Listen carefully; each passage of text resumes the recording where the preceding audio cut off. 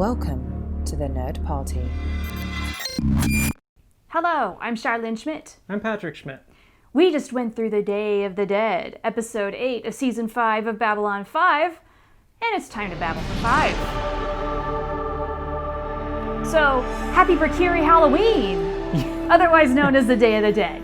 You would think, knowing that it's going to happen every 200 years, people might have planned a little better. Because I noticed they buy the space on the station the night before. They didn't tell people in the Brakiri bounds that this was going to happen. The logistics of this do not make sense. There's also a part of me that's just like, you know what?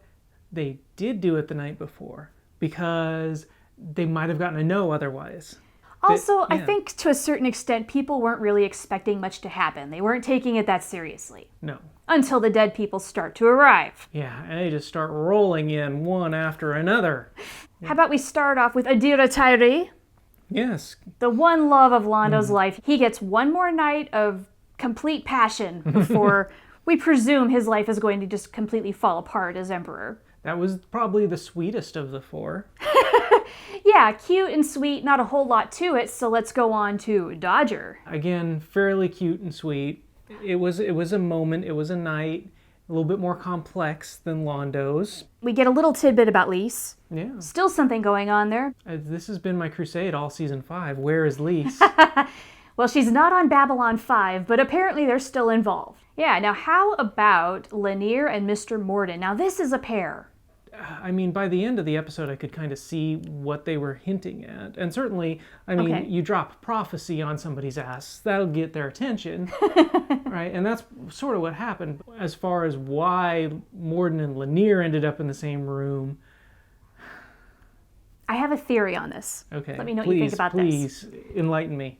The reason why Mr. Morton came to visit Lennier is because Lennier came to Babylon 5 seeking wisdom, ultimately in the form of a truth bomb. Say what you want about Mr. Morton, he is not a good guy, but he never lied. So even though Lennier didn't like the information that he got, he did get what he sought. There were a couple truth bombs in there.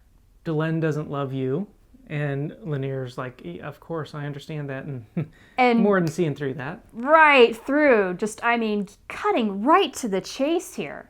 And the second thing is there's a betrayal coming. And you sort of wonder if this is like a Londo's 3 chances kind of thing. You think? Maybe. Is the future written or is it changeable? And now we ought to get to the biggie. Lochley and Zoe here. Yes. We get some very needed backstory. Sure. I mean, it only took us 7 episodes to get there, and she wasn't there for half of them, so... Right, I mean, okay, when you introduce a character in the last season, you've really got to pump them up so we know who they are. So this is desperately needed. We finally got a little bit of that on her, and we understand her, I think, a little bit better.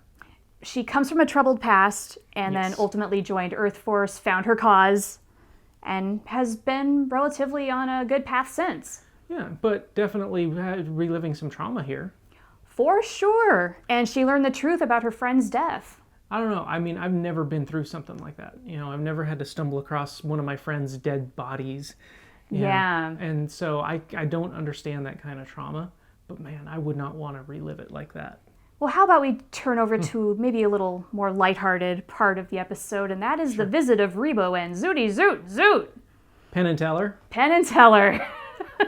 They didn't even try to be anyone else. They just showed up and did their thing. They were just Penn and Teller in a cute little costume. So what did you think about Penn and Teller, of all people, showing up on Babylon 5? I thought that was pretty cool. Yeah? I mean, normally I don't dig like celebrity visits like that, but they didn't, they got one little trick that they did, and that was it.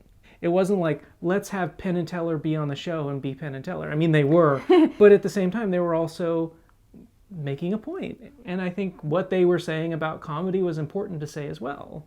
Yeah, it's a very interesting perspective. When we look as a society to guidance and to wisdom, a lot of times we're looking to entertainers. I specifically look to comedians because they tell the truth. Like they said in the episode, they say the truth and then they wait for the punchline, but the truth still carries a lot of meaning to it. Yeah. And as Sheridan pointed out, they got to say a lot of things that other people might not have otherwise been able to get away with. Right. So it is important. I think Rebo and Zooty are kind of missing the mark here. They need to do what they're doing. Oh yeah, what did Kosh say? When the long night comes, return to the end of the beginning. Yeah, Kosh being Kosh. Okay, I'm with it, but That's about all you get for right now. Just hang on to that. you hold it in the back of your brain and just let it be Kosh. Well, the comet is gone, guys. The lights have changed back, and it's time to close up the show. So we're going to go watch another episode. In the meantime, you better fill that time with something. I am hoping that you fill that time talking with us. In the comments. Yeah, so leave a comment. Let us know what you think about this episode and about all the fun things that we had the chance to talk about, and especially the things we didn't have a chance to talk about. That's right. Yeah, let's dissect the heck out of this one. Personally, this is a season 5 favorite of mine, so let's just exhaust the comments section this week, shall we? Yes. Please, no spoilers though. In case you didn't pick up on it, this is my first time watching Babylon 5, so don't spoil anything after this. Yep, still got the rest of season 5 to go, although we're quickly running out of some spoiler territory. Thank goodness, right? So thank you guys for all the comments, your likes and your subscribes, all the wonderful things that you do to kind of keep us, relevant on the YouTube algorithm. Yes.